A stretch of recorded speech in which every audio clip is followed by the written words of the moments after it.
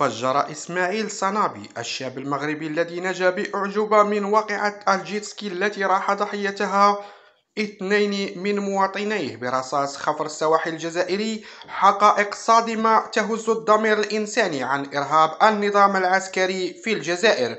وقال صنابي الذي قضى سنة في سجون الجزائر في حوار مع صحيفة لوموند الفرنسية أنه عاش الجحيم في جزائر الكبرانات عقب قتل مرافقيه وتوقيفه بسبب الدخول بالخطأ للمياه الإقليمية الجزائرية، مشيرا إلى أنه تعرض لتعذيب وحشي بحرق لحيته وغمر رأسه في الماء من طرف خفر السواحل الجزائري.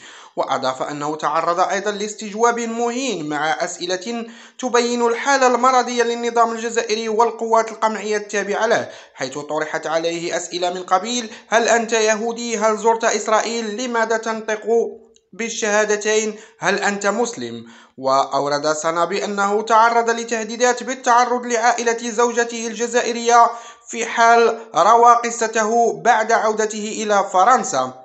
والأقدر من ذلك، يؤكد صنابي أن المخابرات الجزائرية لم تتورع عن عرض صورة صديقه المتوفي أمامه وجسده فيه أثار وابل من الرصاص الذي أرداه قتيلا.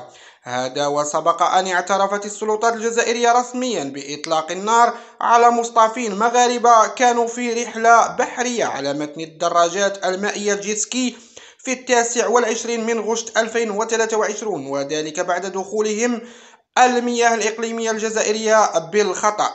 وقتلت واحدة من حرس السواحل التابعة للواجهة البحرية الغربية بالناحية العسكرية الثانية التي أطلقت النار شابين مغربيين، واعتقلت ثالثا وهو إسماعيل صنابي.